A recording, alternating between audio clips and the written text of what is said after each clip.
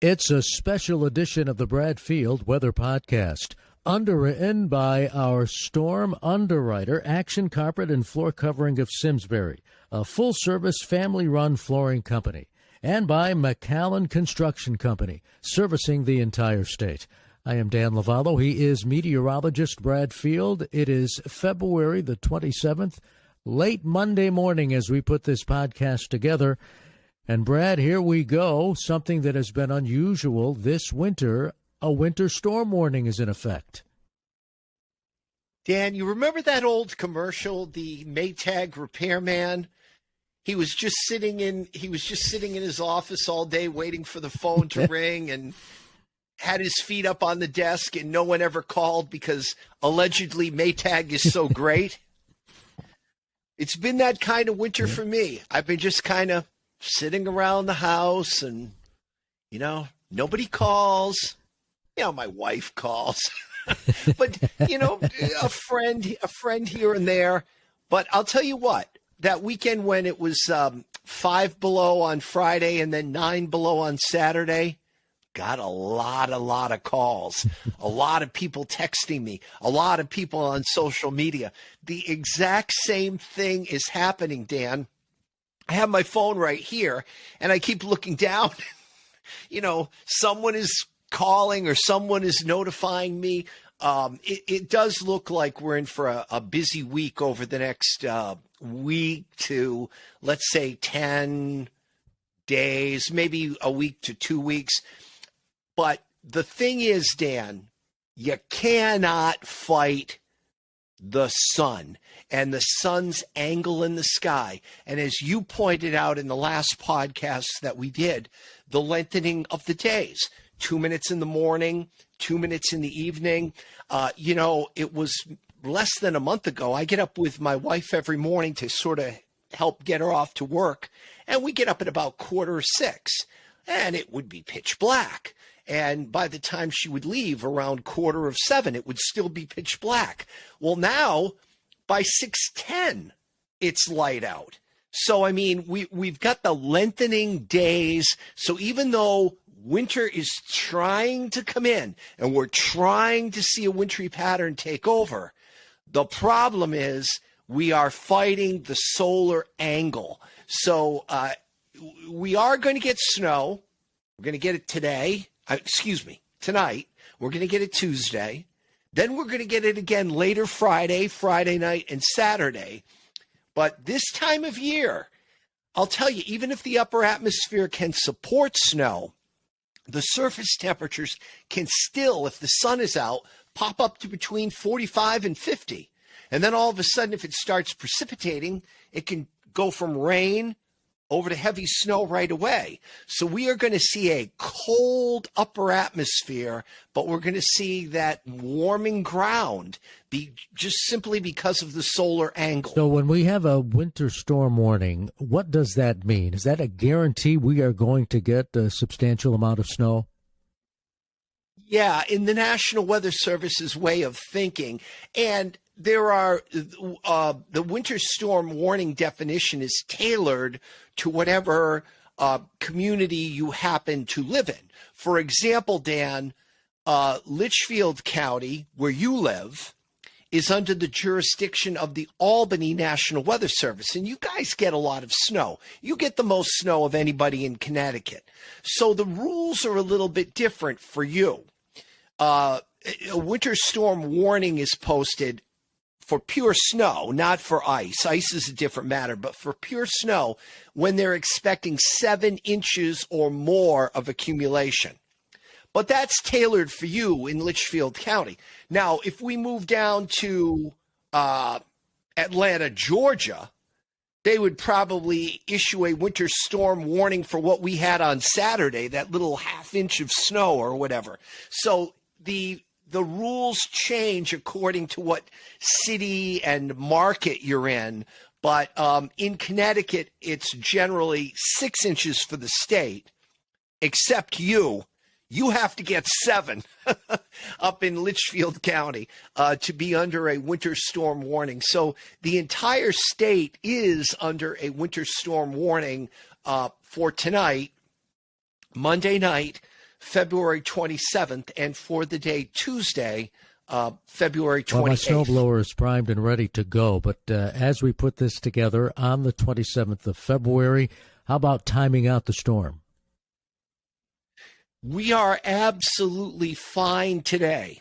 So if you have loved ones or friends that are going to be driving around during the afternoon and evening commute, don't worry about them. They'll be fine. I'm thinking the snow is going to come in. I got to get this timeline in front of me here. I don't want to give false information because I've got it all timed out. I do see the snow moving in between 6 and 9 p.m. in Fairfield County, Dan. It's first going to come into southwestern Connecticut and then move southwest to northeast across the state. So we're going to say 6 to 9 in Fairfield County, but it's going to take till 8 to 11 once you get up into Windham County. So over the course of the evening, the snow will be spreading into the state. Okay, and Brad, as you know, when it comes to a storm of this significance, snow amounts can vary. What have you come up with as far as the snow amounts are concerned? Well, getting back to that timeline, Dan, of course, there'll be nothing this afternoon. From, say, the 6-hour window of 7 p.m. tonight till 1 a.m. tonight, so in other words, largely the evening, we're looking for maybe an inch or two to accumulate during the evening, the eastern half of Connecticut, the Rhode Island side of Connecticut. But when you get to the New York side of Connecticut, say west of the river, we're thinking 2 to 4 inches of snow will accumulate through the evening. Now, the big burst of snow is going to come in that 1 a.m. to 7 a.m. time frame. And I think the entire state is going to see, this is cumulative now, an additional 3 to 5 inches of snow in that 1 a.m. to 7 a.m. time frame. That's when it's really going to be coming down. So I think I'm pretty sure this is going to be an easy call for the superintendents around the state because it's going to be snowing heavily from 1 a.m. to 7 a.m. And you know, we get an inch or two in the evening, and then we get another 3 to 5 after midnight. So we're talking there's 4, 5, 6, 7 inches of snow on the ground at daybreak tomorrow morning, and it's still snowing. So I would think that a good part of the state, if not the entire state, will see school closings tomorrow. And hey, superintendents, you got to cut your teachers and your kids a break because they haven't had many snow days this year. So Dan and I are lobbying for a snow day for the kids and the teachers tomorrow. That's right, for sure. So we've got the snow amounts. They're going to vary, but what I'm seeing essentially is 4 to 8 inches across the state. Does that sound about right? Sounds about right, Dan. That's the cumulative amount. But then that next time interval from about 7 a.m. tomorrow to about 1 p.m. tomorrow afternoon, I'm looking for up to an additional 2 inches of snow. So when you put it all together, I think most of us are going to come in that 6 to 8 inch range. I'll break it down further for you as we get into the specifics. But I think most of us are going to come into the 6 to 8 inch range. I do think someone could pop a 9 inch accumulation, and I do think someone could stay at 4.5 or 5 inches. But I think the 4.5 or 5 will be an exception, and I think the 9 will be an exception. So I'm thinking most of the state will get 6 to 8. And you think about it, some of the winters we've had, Dan, that's not a big deal. This winter it is because we really haven't had anything big. I do remember around December 12th, I think it was December 12th, we had about, in general, 3 to 6 inches around the state on that storm. So if this storm is 6 to 8 or 6 to 9, we're going to surpass that. So in a winter of sort of nothingness, this will kind of emerge as a bigger type of storm. with more impacts. And the main impact will be on the Tuesday morning commute. Unless, of course, for the nurses and doctors and people that have to work night shift or whatever. I mean, obviously the driving will be bad during the nighttime. But one thing I can say from working all those years at NBC Connecticut, when I'd be driving home after a snowstorm at 1 a.m, there's nobody on the road. So when there's nobody on the road, even if it's snowy or icy, it's a lot easier. You don't have to worry about that guy who's riding your bumper at 50 miles per hour when there's all ice all over the road. You don't have to worry about that in the middle of the night. You know, we'll get to the specifics in just a moment, but it's going to be an active week apparently. So my question to you would be, what is at play here as far as the weather map, as far as what's going on with weather patterns to lead to this? Well, we've been seeing for a long time, Dan, the buildup of Arctic air across the, the northern reaches of Canada and on up toward the North Pole. And that, again, is part and parcel. It all boils down to the sun. Weather is totally controlled by the sun. And when you're up at the poles and you're in the dead of winter, there's no sun. It's perpetual darkness. Parts of Alaska and then, on up through the Yukon and so forth, it's perpetual darkness. So it keeps getting colder and colder and colder and colder and colder. And that air starts to move and ooze south.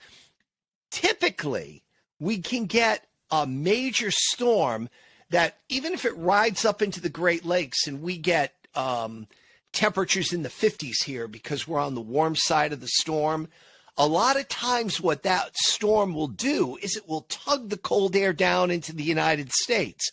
And we would have a pattern of wave, trough, wave, trough, wave, trough across the country instead of a flat sort of zonal pattern where everything moves kind of west to east. And that's been sort of what's been happening, that we haven't really been able to tug that Arctic air down with any kind of regularity. And when you get these wave trough, sort of ridge trough that's set up across the country, if you get a ridge that pokes up through the Rockies and the Canada Rockies, it will tap some of that air up at the Yukon and the Arctic Circle, pull it down across central Canada, pull it down across the Great Lakes, and then it will live in the northeastern United States. And then the whole cycle is perpetuated by growing snowfields and so forth. I had a buddy who just a couple of weeks ago was up in Ludlow, Vermont, where Okemo is. I mean, the mountain was fine because they make snow and they grew, but there was no snow on the ground. I mean, how odd would that be to go up into northern New England, up into the mountains of northern New England in mid-February and have no snow on the ground? It just has been one of those situations. And by not having snow, the warm air is warmer because the snow is white and it reflects the sunlight, so it reflects the heat energy. But if there's no snow, the ground and the blacktop absorb the heat energy. So it's sort of a cycle that plays off of itself. And we're trying to establish winter now. But as I said back to the beginning, when you're in a situation where the days are increasing by 4 to 5 minutes a day in terms of daylight, you're fighting the steepening solar angle, and it's hard. You can put the snow down, but it's not really going to last, because when you get like this week, Thursday, I wouldn't be shocked if it's 50. But then I'm predicting another winter storm coming Friday and Saturday. But that 50 is going to do a job on what snow we get tonight and tomorrow. It might be all gone except for the piles. So it's not one of these situations like we get, say this happened before Christmas. We get 8 inches of snow and then it stays, and then another big storm comes Friday night and we get 6 to 8 more inches. So now we're sitting with a foot to a foot and a half of snow on the ground, and then it stays. And then, maybe in January we get another foot of snow. So we're fighting a situation now that it will snow, but it does not have the staying power. It makes a lot of sense. This is what makes weather so fascinating to me. Now, I know, Brad, you have storm specifics. So what can you tell us in that area? Yeah, one thing I like to look at, Dan, is the National Weather Service, I think, does a really nice job of doing what they call a point forecast. They use a lot of algorithms and equations and so forth, and they look at all the various models and so forth, and they've come up with this. So I've got a bunch of cities I'm going to read to you. I will say the city first so you can have kind of a heads up if you live in that area, and then listen for the amount. But for the point forecast for this storm, most of it tonight, some of it tomorrow. New Haven, 6.7 inches. Groton, New London, 6.3 inches. So even at the shore, it's a decent storm. Willimantic, out toward Yukon, 6.2 inches. Downtown Hartford, 6.1 inches. Waterbury, Dan, 7.6 inches. Torrington, 7.3 inches. Kent, 6.0 inches. Danbury, 7.1 inches. Meriden, Middletown, 6.8 inches. East Haddam, 6.2 inches. Norwich, 6.1 inches. And Union, 6.8 inches. The high-end prediction from the National Weather Service of this point forecast calls for 7 inches in New Haven, Groton, New London, Hartford, and Willimantic. Calls for 8 inches in Waterbury and Torrington. Now, 8 inches is a decent storm, Dan, but is it going to be biblical? Is it going to be epic? Memorable? I would say the answer to that is no. It's going to sort of be, hey, this is what Connecticut winters typically look like. And it's going to look like a typical Connecticut winter for about a day before the sun goes to work and starts to melt it again.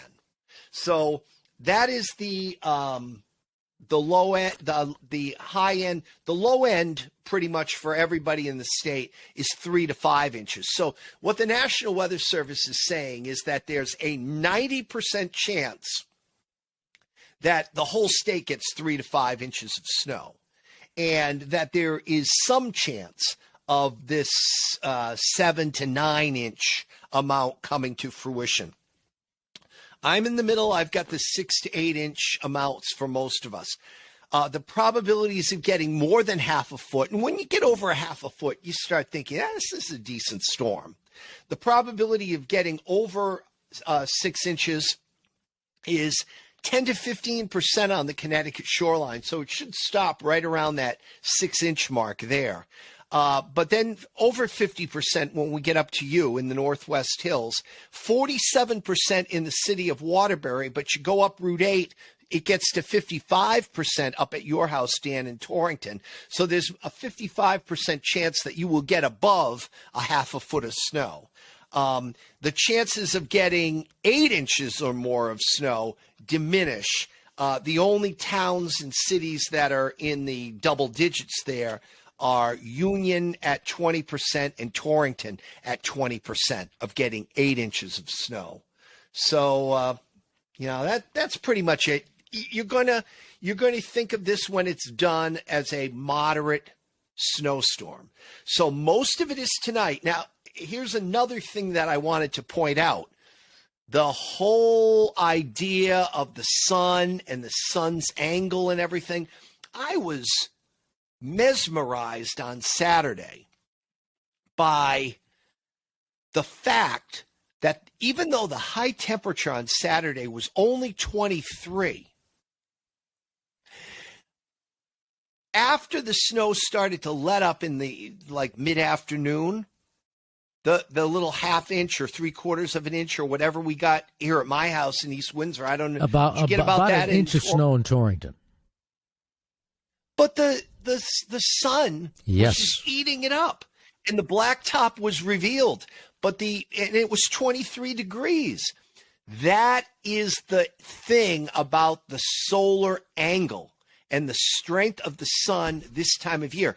If this storm were not coming in the middle of the night, like I've got it the heaviest, as I told you, between about 11 tonight or something like that till about 5 or 6 a.m. That's when it really comes down heavily.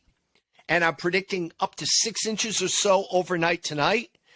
If it were 11 a.m. tomorrow morning, coming to 5 p.m. tomorrow afternoon, instead of predicting 6 inches, I might be predicting 2 or 3 inches of heavy, wet, snowball snow, that type of thing, because it is so much harder to accumulate this time of year with that steep solar angle. So even though it's going to snow a good part of the day tomorrow, I'm only looking for an additional inch or two, and that will be accruing on where there's snow on the ground. Now, where the DPW makes its plow goes through at 7 in the morning tomorrow, there might be the slightest little coating of snow back on. But when you get to around 9 in the morning and that solar angle steepens, you're going to say, hey, Brad, it's cloudy out. Doesn't matter. The radiation comes right through the clouds, and the blacktop is just going to be wet tomorrow. From about 9 or 10 on, the blacktop is just going to be wet. So make sure you got plenty of windshield washer in your car, because those 18-wheelers are going to go by and you're not going to be able to see. Great advice for sure. And it's interesting, Brad, because meteorology has a separate calendar than the usual calendar, which means March the 1st, which arrives on Wednesday, is the beginning of the spring on the meteorological calendar.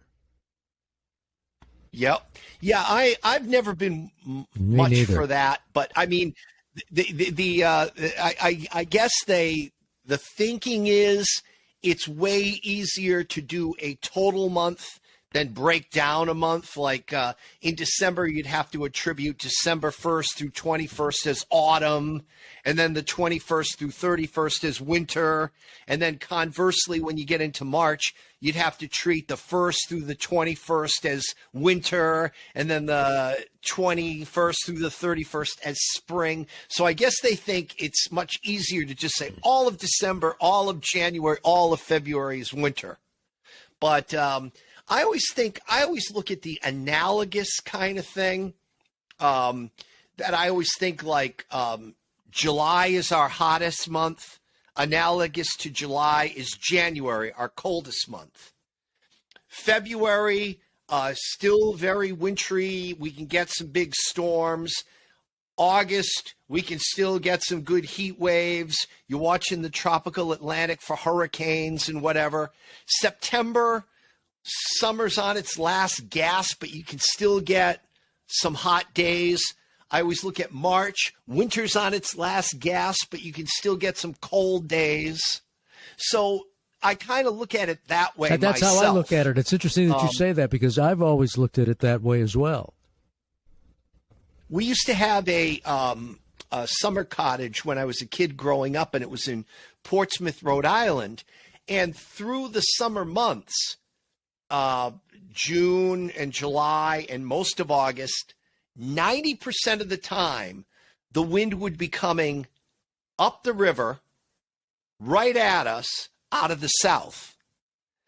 But then as you got to late August heading toward Labor Day, there'd be a few mornings it'd be blowing the opposite way down the river. You'd be getting into the northerlies and think, uh-oh, autumn's coming. I mean, summer's on its last legs. Autumn's coming. Well, if you take that August analogy, when we get into late February, it's the same thing that's happening.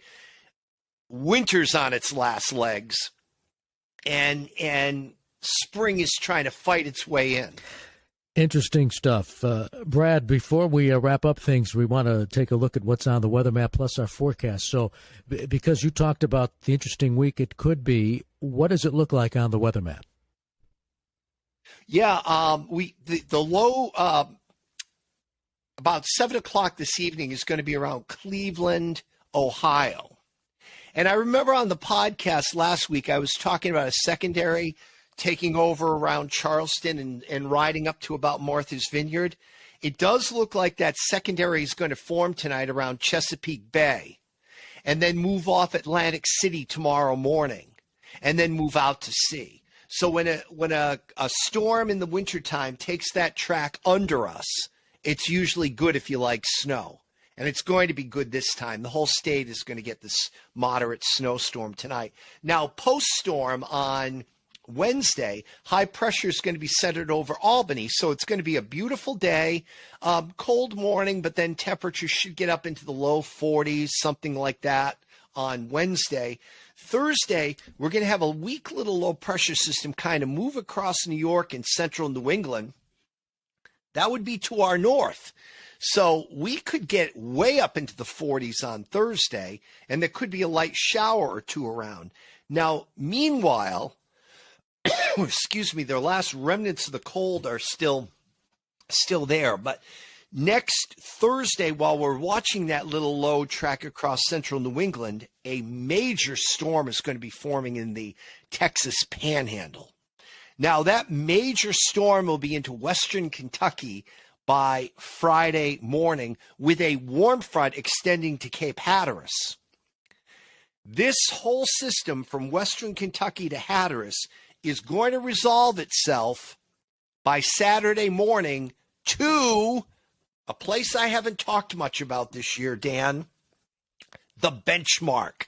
And the benchmark is 40 degrees north latitude, 70 degrees west longitude. It's a position south and east of Nantucket. When we get a big storm that crosses the benchmark, we get our biggest storms in southern New England. So that's possible to happen by Saturday morning. So late Friday, Friday night, Saturday morning could be awfully wintry around here. So I'm going to put that as a teaser.